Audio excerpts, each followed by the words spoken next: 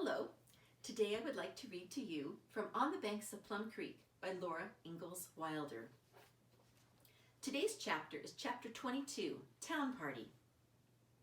Laura and Mary had never been to a party and did not quite know what it would be like. Ma said it was a pleasant time that friends had together. After school on Friday, she washed their dresses and sunbonnets. Saturday morning, she ironed them, fresh and crisp. Laura and Mary bathed that morning, too, instead of that night. "You look sweet and pretty as posies," Ma said when they came down the ladder, dressed for the party. She tied on their hair ribbons and warned them not to lose them. "Now be good girls," she said, "and mind your manners." When they came to town, they stopped for Cassie and Christy. Cassie and Christy had never been to a party either. They all went timidly into Mr. Olson's store, and Mr. Olson told them, "Go right on in." So they went past the candy and pickles and plows to the back door of the store.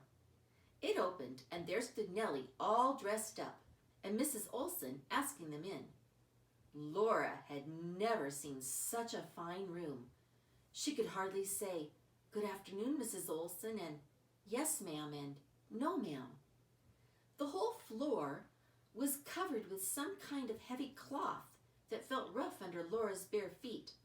It was brown and green, with red and yellow scrolls all over it. The walls and the ceiling were narrow, smooth boards fitted together with a crease between them. The table and chairs were of a yellow wood that shone like glass, and their legs were perfectly round. There were colored pictures on the walls. "Go into the bedroom, girls, and leave your bonnets," Mrs. Olson said in a company voice. The bedstead was shiny wood, too. There were two other pieces of furniture.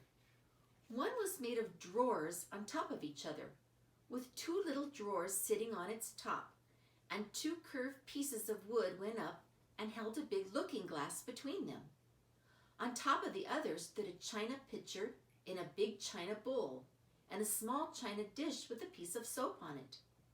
There were glass windows in both rooms, and the curtains of those windows were white lace. Behind the front room was a big lean-to with a cook stove in it, like Ma's new one, and all kinds of tin pots and pans hanging on the walls. All the girls were there now, and Mrs. Olson's skirts went rustling among them. Laura wanted to be still and look at things, but Mrs. Olson said, "Now, Nellie, bring out your playthings." "They can play with Willie's playthings," Nellie said. "They can't ride on my velocipede," Willie shouted. "Well, they can play with your Noah's Ark and your soldiers," said Nellie, and Mrs. Olson made Willie be quiet. The Noah's Ark was the most wonderful thing that Laura had ever seen. They all knelt down and squealed and shouted and laughed over it.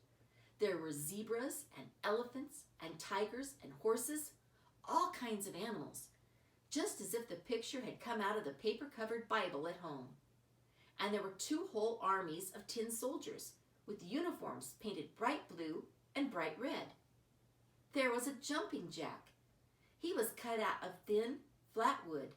Striped paper trousers and jacket were pasted on him, and his face was painted white with red cheeks, and circles around his eyes, and his tall cap was pointed.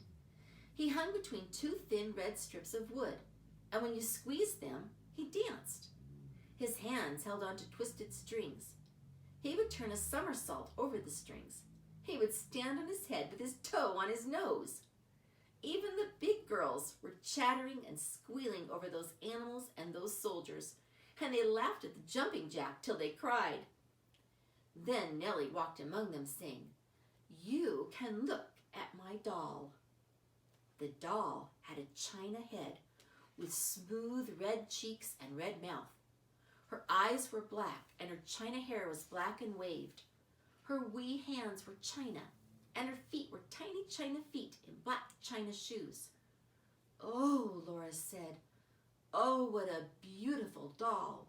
Oh, Nellie, what is her name?" "She's nothing but an old doll," Nellie said. "I don't care about this old doll. You wait till you see my wax doll." She threw the china doll in a drawer, and she took out a long box. She put the box on the bed and took off its lid. All the girls leaned around her to look. There lay a doll that seemed to be alive. Real golden hair lay in soft curls on her little pillow. Her lips were parted, showing 2 tiny white teeth. Her eyes were closed. The doll was sleeping there in the box. Nellie lifted her up, and her eyes opened wide. They were big blue eyes. She seemed to laugh. Her arms stretched out, and she said, "Mama." "She does that when I squeeze her stomach," Nellie said. Look, she punched the doll's stomach hard with her fist, and the poor doll cried out, "Mama!" She was dressed in blue silk. Her petticoats were real petticoats, trimmed with ruffles and lace, and her panties were real little panties that would come off. On her feet were real little blue leather slippers. All this time Laura had not said a word. She couldn't. She did not think of actually touching that marvelous doll, but without meaning to, her finger reached out toward the blue silk.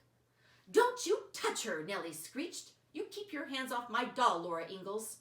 She snatched the doll against her and turned her back so Laura could not see her putting her back in the box. Laura's face burned hot, and the other girls did not know what to do. Laura went and sat on a chair. The others watched Nellie put the box in a drawer and shut it. Then they looked at the animals and the soldiers again and squeezed the jumping jack. Mrs. Olson came in and asked Laura why she was not playing. Laura said, "I would rather sit here, thank you, ma'am." "Would you like to look at these?" Mrs. Olson asked her, and she laid 2 books in Laura's lap. "Thank you, ma'am," Laura said. She turned the pages of the book carefully. One was not exactly a book. It was thin and it had no covers. It was a little magazine, all for children. The other was a book with a thick, glossy cover, and on the cover was a picture of an old woman wearing a peaked cap and riding on a broom across a huge yellow moon. Over her head, large letters said, "Mother Goose."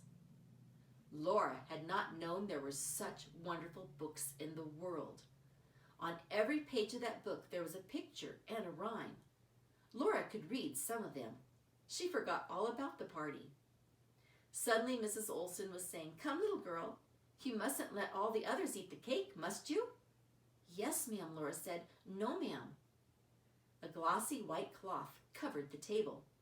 On it was a beautiful sugar white cake and tall glasses. "I got the biggest piece," Nellie shouted, grabbing a big piece out of that cake. The others sat waiting till Mrs. Olson gave them their pieces. She put each piece on a china plate. "Is your lemonade sweet enough?" Mrs. Olson asked.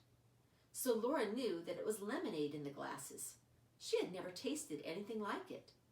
At first it was sweet, but after she ate a bit of the sugar white off her piece of cake, the lemonade was sour. But they all answered Mrs. Olson politely, "Yes, thank you, ma'am." They were careful not to let a crumb of cake fall on the tablecloth. They did not spill one drop of lemonade.